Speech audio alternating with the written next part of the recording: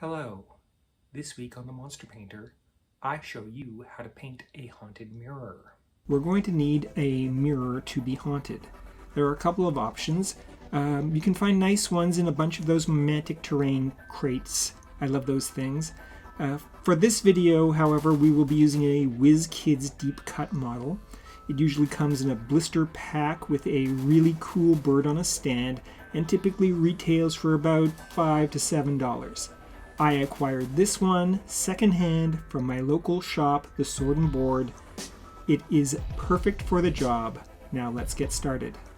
I give the whole thing a nice thorough base coating in burnt umber, which is a beautiful dark brown color and one of my favorites for base coats. I follow this up with a simple dry brushing of metallic bronze over the majority of the model. There's a lot of nice details and textures on this thing, and they will stand out quite well with this approach. We're going for the look of a big, expensive, standing bronze mirror frame, which of course is haunted. Folklorically, people are advised to cover up mirrors after the death of a family member, lest the recently departed soul become accidentally trapped within the mirror, unable to finish their afterlife journey.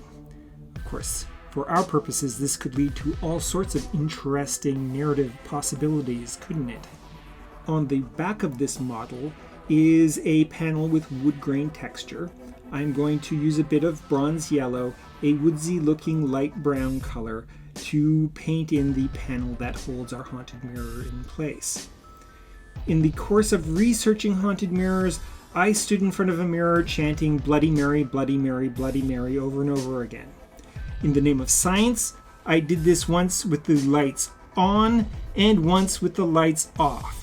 Thankfully, I survived this reckless experiment and gained insight into the woeful entities that haunt mirrors.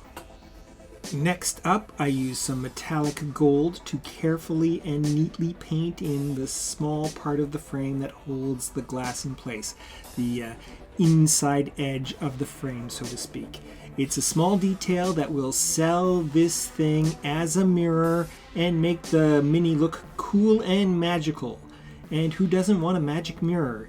Either Snow White or Shrek, it's all animated classics and plot devices. Laughs and danger. The last step in painting the mirror part of our haunted mirror is to lay down a flat layer of dense black. This will serve as the canvas for our haunt, a black void that evokes the unique optical qualities of a mirror and provides the right kind of ground for the teeny, tiny ghost portrait in weirdo crazy paints that will be the haunted part of our haunted mirror. Now we could stop here and say, yeah, that's a good mirror, a fine little treasure token, an excellent prop. The black void looks enough like a mirror to pass, but we want a haunted mirror. Good judgment and common sense be damned. And now for the truly scary part of the project. I am going to freehand paint the ghost in the mirror. To this end, I have broken out my magnifying lens because this is going to be teeny tiny work. I will be using a special kind of paint for this ghostly portrait. The stuff I am using is called interference paint, but it is also known as color shift, color shimmer, color blend, and a host of other names.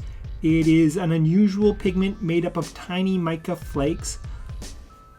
Mica is a silicate mineral that, when properly ground and coated, creates a metallic color that will shimmer and shift its color depending on the direction the light hits it in. The mica particles are transparent and will refract the light in different ways. A great many different effects can be achieved with this kind of paint, depending on what you mix it with and what you paint it onto and how you apply the layers of paint.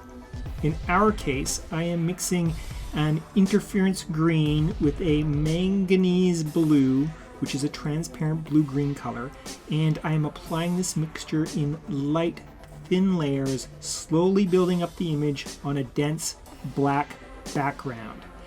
This should give us the illusion of a glowing vapor floating in a pure black void. and thus making our mirror appear to be haunted by some sort of otherworldly, ethereal entity, and giving us the haunt in our haunted mirror. And here is our final product. I think it is a convincingly eerie effect that conveys the idea of a haunted mirror quite well. It will be very useful as a plot device, or a treasure token, or an objective marker, or the phylactery of some dreadful lich and the ultimate end goal of a long campaign. And now on to the monster fight. This week it is a space angel versus a hideous brain monster. Who will win? Place your bets now. The fight is on, and it looks like it's a tough match. Well, I think we know who won. It was a hard-fought, close match, but this week's winner is definitely the Space Angel. Next week on The Monster Painter, I take on the ruins of Gul'dor. Remember to like, comment, subscribe,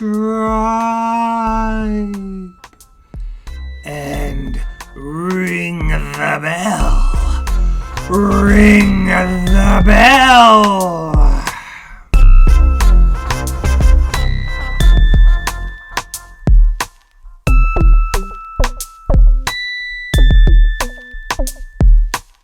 You are watching Les the Monster Painter.